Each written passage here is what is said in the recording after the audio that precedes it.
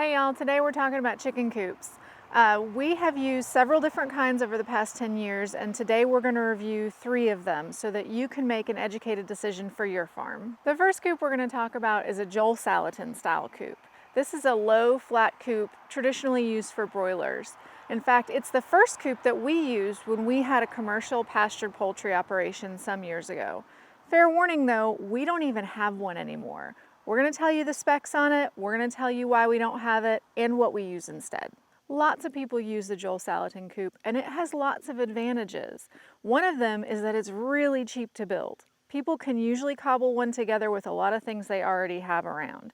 It is 10 by 12, and it is low to the ground, so it's not this massive thing that you have to build.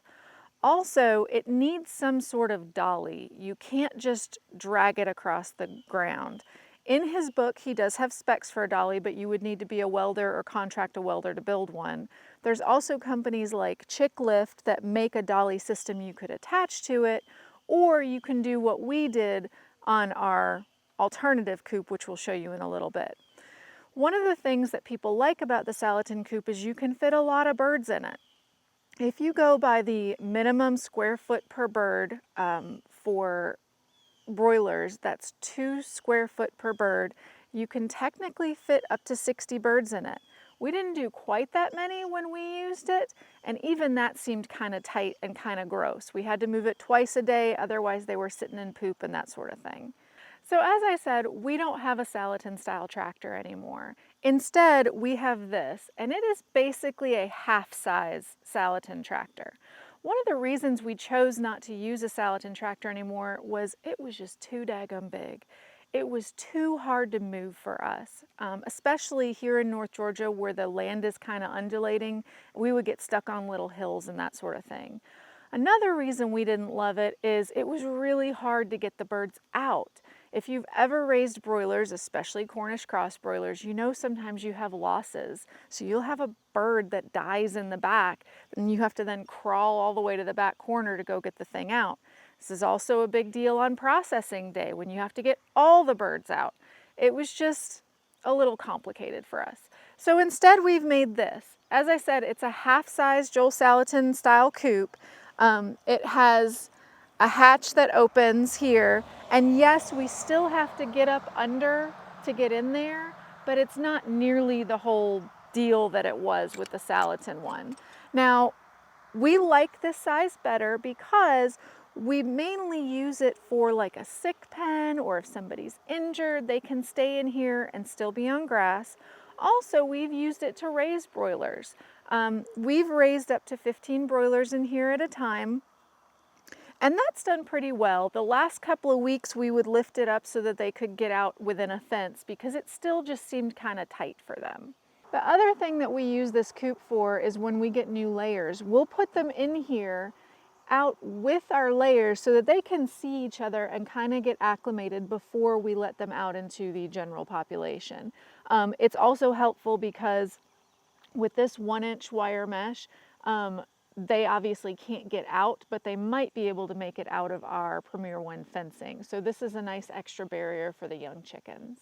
The other way that we changed this half-size Salatin coop is we added these bolts here and put lawnmower wheels on the back of it. That way we weren't having to deal with a dolly or anything like that, and we could move it much more easily. If this video has been helpful so far, please give us a like and a comment, and go ahead and subscribe. Let's go see our next tractor. I do want to take a moment to mention the fact that all of these coops we're reviewing today are mobile chicken coops. That is our context here. We run a pasture-based system, whether we're doing layers or broilers, so we want all of our coops mobile. With that in mind, we're going to review the Suscovich style tractor. This model was designed by John Suscovich, and he does have a book that we'll link in the description. And it again is an all-in-one style of coop. You can keep the door shut and birds can live their whole life in here. It was primarily designed for broilers again. The advantage here though is that it is much taller, so you can walk into it easily. So the Suscovich style coop is a 6x10 tractor. It can hold up to 30 broiler birds if they're living their whole life in here. We moved on to this style coop when we had our commercial pastured poultry operation. We moved from the Salatin style to this and ran 3 of them at a time, and we really liked it. It worked well for us and for our birds. We felt like they had a good life on grass in this style of coop.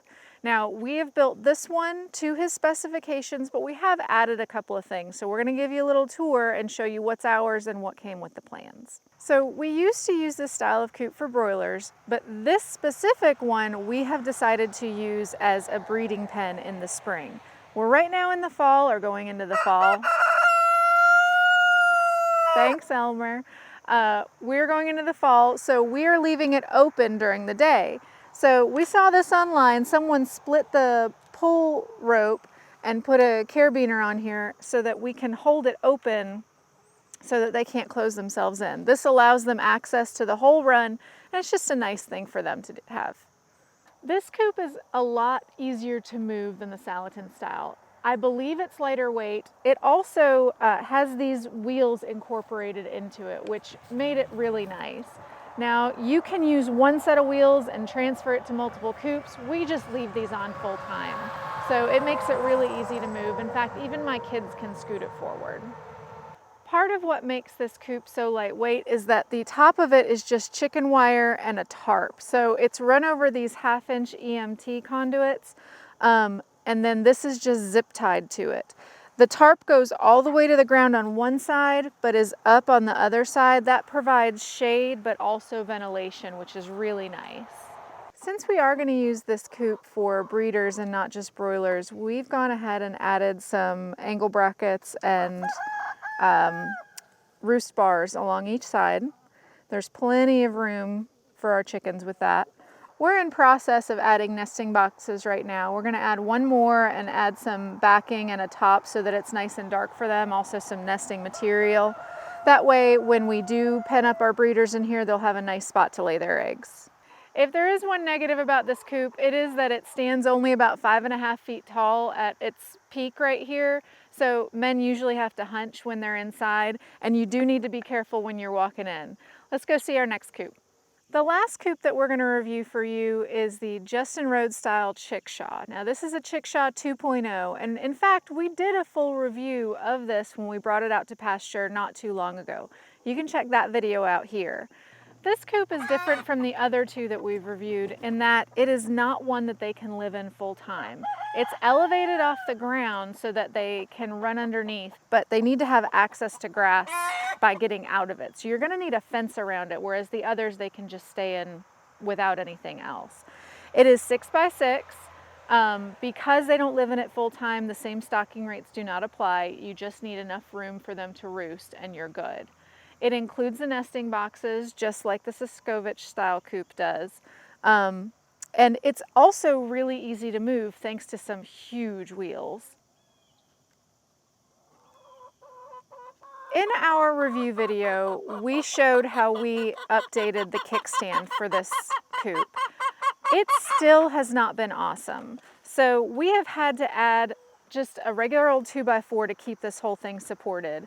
It still tends to want to do a wheelie, and in fact one time we had it drop on a chicken and kill her. So this is sort of a deal that you have to adjust with if you're going to do the Chickshaw 2.0. Now he is in the process of coming out with a Chickshaw 5.0 plan as part of his new book, Homestead Builds, but I don't have access to those yet, so we'll let you know how it looks when it comes out. The only other negative we have for the Chickshaw 2.0 is probably mostly user error. The plans come with these latches for the front because the whole roof comes up like a lid. However, on 2 occasions, we have not latched this for whatever reason and have had significant winds come through the pasture, and it has blown the whole lid off, cracking the framing. This is really something you have to manage well if you don't want to end up with a broken coop. So all 3 coops have their advantages and disadvantages. They're all great for certain things, it just depends on your context. So leave us a comment in the description and tell us which one you're using and what you've done to make it work for you. If you want to see a video with our full description of the Chickshaw 2.0, check this out. If you want to see more chicken content, check this out.